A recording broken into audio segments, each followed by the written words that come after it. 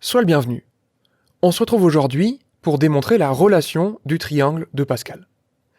La propriété qu'on va démontrer, c'est que si on choisit n un entier naturel non nul et p un entier naturel strictement inférieur à n, alors on dispose de l'égalité p parmi n plus p plus 1 parmi n qui est égal à p plus 1 parmi n plus 1. Alors avant de se lancer à corps perdu dans la démonstration, on va illustrer un peu géométriquement cette affaire de triangle de Pascal, sous le regard bienveillant de ce célèbre mathématicien.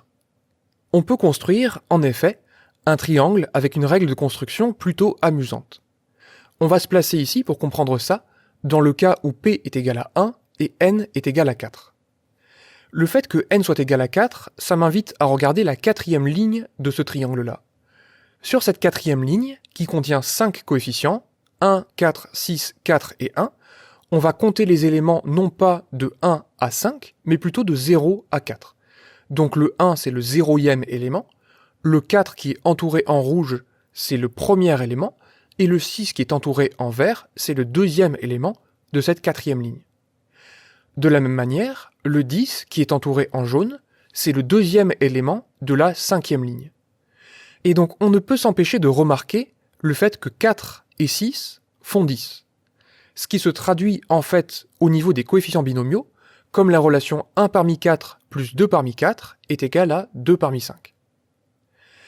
Alors pour démontrer cette relation assez impressionnante entre ces coefficients binomiaux, qui sont définis comme des nombres de parties à tant d'éléments dans un ensemble, on va proposer ici deux démonstrations. Dans la première démonstration, on va réaliser un calcul plutôt brutal. En effet, on va calculer p parmi n plus p plus 1 parmi n en revenant aux expressions de ces coefficients binomiaux qu'on obtient grâce à la fonction factorielle.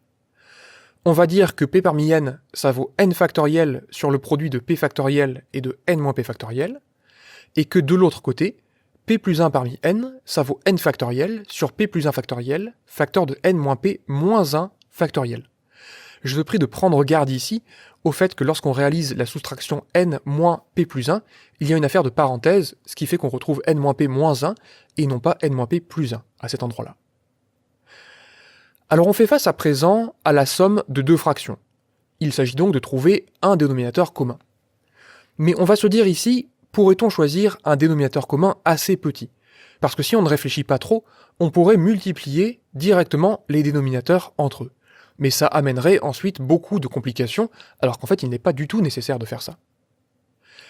Pour ça, on va se dire que pour passer de n moins p moins 1 factoriel à n moins p factoriel, il suffit de multiplier par n moins p.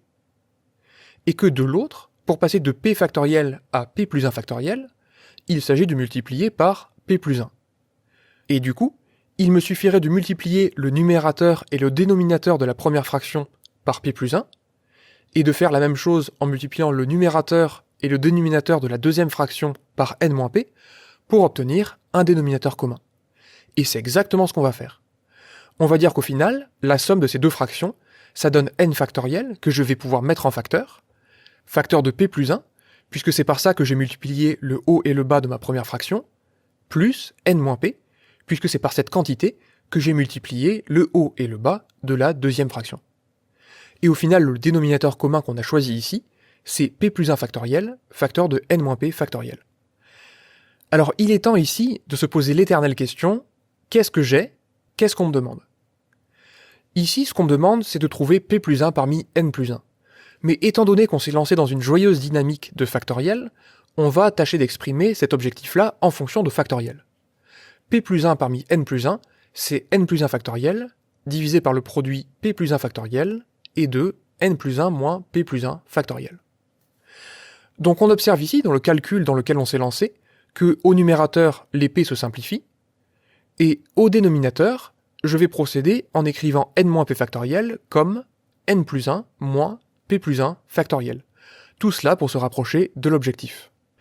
Et donc une fois qu'on a mis le calcul sous cette forme-là, on peut conclure sereinement en disant que la quantité qu'on trouve est égale à p plus 1 parmi n plus 1.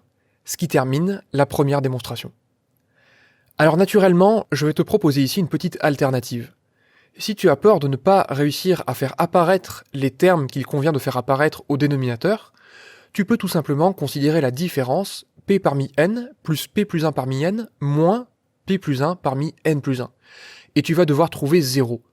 Et c'est plus simple en général de simplifier un calcul et de trouver 0 que de faire apparaître certains termes. Même si, à mon sens, l'un des buts de cette première démonstration, c'est justement d'acquérir un peu de dextérité dans ces calculs en faisant apparaître les termes qui nous intéressent pour conclure.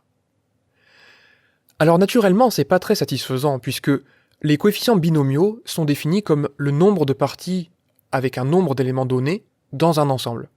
Et donc on comprend ici que ça fonctionne puisqu'on a fait un calcul qui permettait d'obtenir cette relation. Mais ce qu'on va chercher ici, pour la deuxième démonstration, c'est de produire un argument logique qui puisse justifier un peu cette relation remarquable du triangle de Pascal. Cette deuxième démonstration, on va l'appeler méthode combinatoire. Et on va même se faire un peu de place en effaçant, courageusement, les pensées de Pascal. On va considérer un ensemble E à n plus 1 éléments, et on va distinguer A un élément de E. Donc tu peux penser ici qu'il y a n plus 1 éléments, et que ce plus 1, cet élément en plus, je vais considérer qu'il est différent des autres. Donc on pourrait faire un petit dessin ici, en se plaçant dans le cas où n est égal à 5, je vais représenter 5 boules bleues plus une boule rouge. Et donc j'aimerais bien illustrer la relation du triangle de Pascal, par exemple dans le cas où P est égal à 3. Donc si j'interprète le terme de droite de cette relation, P plus 1 parmi n plus 1, ça représente le nombre de parties à 4 éléments de mon ensemble de 6 boules que je viens de dessiner ici.